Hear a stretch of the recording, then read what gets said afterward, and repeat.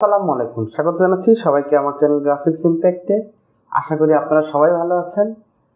আজকে আমি আপনাদেরকে দেখাবো কিভাবে আপনারা খুব সহজে লোগো ডিজাইন করতে পারেন। আমাদের মধ্যে একটা ভুল কনসেপ্ট ঢুকে যায় যখন আমরা প্রথম ইলাস্ট্রেটরে ডিজাইন করতে আসি বা ডিজাইন শিখতে আসি, যে লোগো হতে হবে খুবই অ্যাট্রাকটিভ। ওকে, অ্যাট্রাকটিভ ঠিক আছে, বাট আমাদের মধ্যে একটা ধারণা কাজ করে যে খুবই গর্জিয়াস হতে হবে। এরকম আমরা একটা কনসেপশন নিয়ে আমরা সবসময় চিন্তা ভাবনা করি। বাট আমরা যদি এখান থেকে দেখি, আমরা যদি কিছু ওয়ার্ল্ডের বিগেস্ট কোম্পানির লোগোগুলো আমরা যদি এখান থেকে খেয়াল করি, তো দেখবো এগুলো খুবই সিম্পল বাট অ্যাট্রাকটিভ। এখানে দেখতে পাচ্ছেন আপনারা পান্ডার লোগো আছে, এখানে দেখতে পাচ্ছেন আপনার ডিজনি, এখানে ভার্জিনের আছে, টয়োটা, ফিডেক্স, তারপর আপনার যে এনবিএ, কোকাকোলা, এরকম এরকম কিন্তু এখানে আমরা যদি আরও দেখতে পাবো, এগুলো সব কিন্তু ম্যাকডাউন্স, পৃথিবীর কিন্তু সব বড় বড় কোম্পানির লোগো কিন্তু আমরা এখানে দেখতে পাচ্ছি। দেখুন এখানে পৃথিবীর যত বড় বড় কোম্পানি আছে সব কোম্পানির কিন্তু লোগোগুলো আমরা এখানে দেখতে পাচ্ছি। দেখুন এখানে এগুলো যে লোগোগুলো দেখতেছেন এগুলো কিন্তু সবগুলাই পৃথিবীর সব থেকে বড় বড় কোম্পানি। কিন্তু তারা কিন্তু একটা জিনিস সবসময় খেয়াল করবেন, তাদের লোগোগুলো কিন্তু সিম্পল বাট সুন্দর।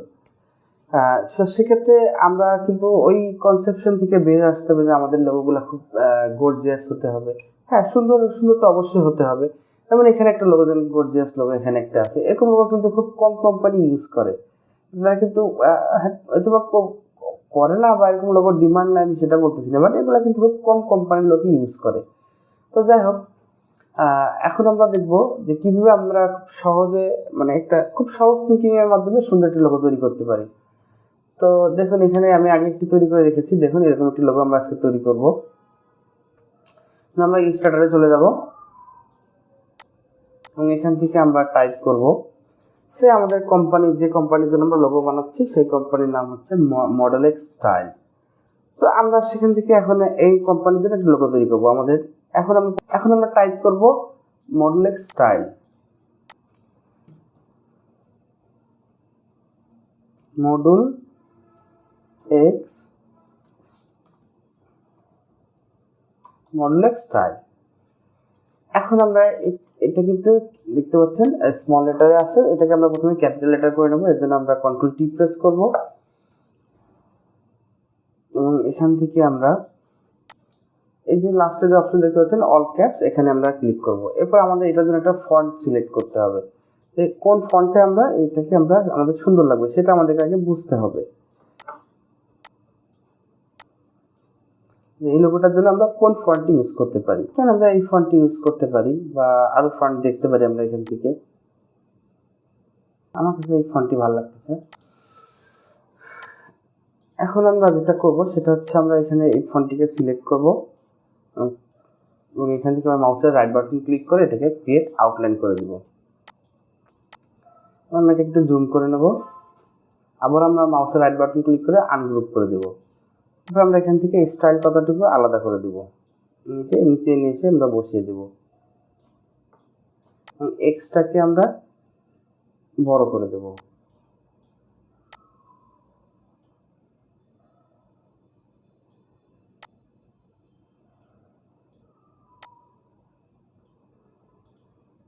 ওকে, একটু ছোট করে দিই। ওকে, এরপর আমরা যেটা করবো, আমরা এক্সটাকে আমাদের যে এখানে যে ডিজাইনে দেখতে পাচ্ছেন আমাদের এক্সটা কিন্তু এখান থেকে কাটা আছে, তো আমরা এখান থেকে এখন এক্সটাকে কেটে ফেলবো। এর জন্য আমরা এখান থেকে একটি রেক্ট্যাঙ্গেল নেব। প্রথমে আমরা একটি রেক্ট্যাঙ্গেল আঁকবো,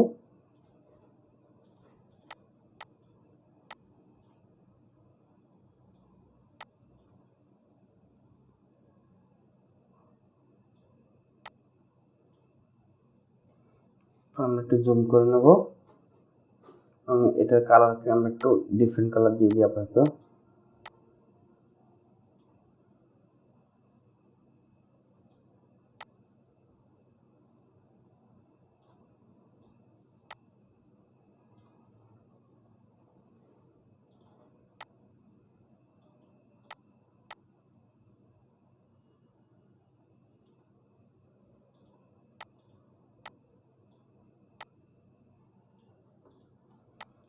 কন্ট্রোল ওয়াই দিয়ে একটু দেখে নেব।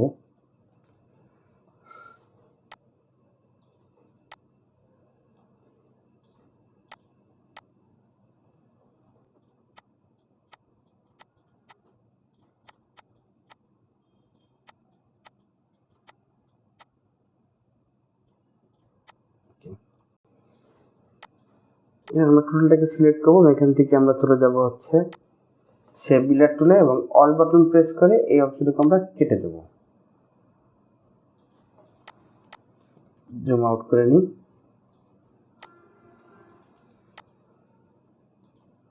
এরপর আমরা এই শেপটাকে সিলেক্ট করবো, আবার শেপ বিল্ডার টুলে যাব, এখানে একটা ক্লিক করবো, তাহলে এই শেপটা এই শেপ থেকে আলাদা হয়ে যাবে। এটার জন্য আমরা যে কোনো একটা কালার দিয়ে দিই আপাতত। দেখি এটাকে আমরা একটু ডিপ করি, ডাবল ক্লিক। দেখুন এখানে কিন্তু একটি কালার কিন্তু আমরা বাই ডিফল্ট আমরা এখানে পেয়ে যাব। এই কালারটিকে যদি আপনি মডিফাই করতে চান তাহলে আপনাকে অবশ্যই এখানে ডাবল ক্লিক করতে হবে এবং এখান থেকে প্রিভিউ অন করার পরে আপনি চাইলে এই কালারটিকে কিন্তু আরও মডিফাই করতে পারবেন। আপনার ইচ্ছা মতো কালারটিকে আপনি চেঞ্জ করতে পারবেন।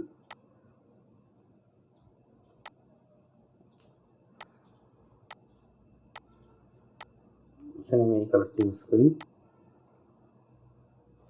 অথবা ডিফারেন্ট করে দিই। এখানে কালারটিকে আমি এইখানকার কালারটিকে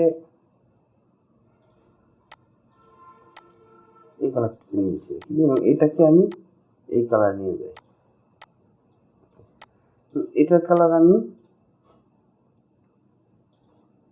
এই কালারের সাথে অ্যাডজাস্ট রাখতে চাচ্ছি। আপনারা চাইলে যে কোনো কালার নিতে পারেন, কোনো সমস্যা নাই। এরপরে আমি এটাকে সিলেক্ট করলাম, কন্ট্রোল জি দিয়ে গ্রুপ করে দিলাম এবং এখান থেকে আমি উপরের দিকে রাখলাম। এরপর এখান থেকে আমি ইলিপস টুলটি সিলেক্ট করে নেব এবং এখান থেকে দেখতে পাচ্ছেন স্কেল টুল, এখানে স্কেল টুলটি সিলেক্ট করে আমি এটাকে এইভাবে একটু স্কেল আপ করে দেবো। Control C control F press করে কপি পেস্ট ইন ফ্রন্ট। এবার এটাকে একটু সাইডে নিয়ে যাব।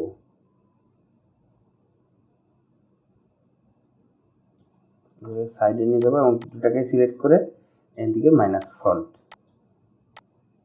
এরপরে এটাকে টান দিয়ে এদিকে নিয়ে আসবো, এটাকে এখানে রেখে দেবো।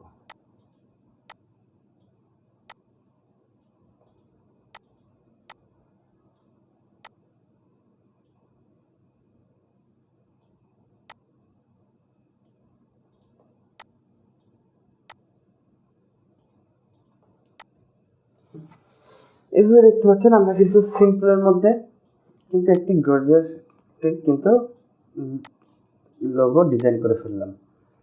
তো এটা মোকআপে রাখার পরে এরকম দেখতে লাগবে। দেখুন এখানে আমি যদি মোকআপে রাখার পরে কীরকম দেখতে লাগে সেটা দেখি। এরকম মোকআপে রাখার পরে এরকম দেখতে লাগতেছে। তো মোকআপ কীভাবে ইউজ করতে হয়, কীভাবে মোকআপে যে কোনো ডিজাইন রাখতে হয় সেটা যদি আপনারা জানতে চান বা শিখতে চান তাহলে অবশ্যই আমাকে কমেন্টস করে জানাবেন। আজকের ভিডিও এই পর্যন্তই। যদি ভিডিও ভালো লাগে অবশ্যই আমাকে কমেন্টস করে জানাবেন এবং সবচেয়ে গুরুত্বপূর্ণ হচ্ছে আমার চ্যানেলটিকে একটা সাবস্ক্রাইব করে দিবেন। সবাই ভালো থাকবেন। আল্লাহ হাফেজ।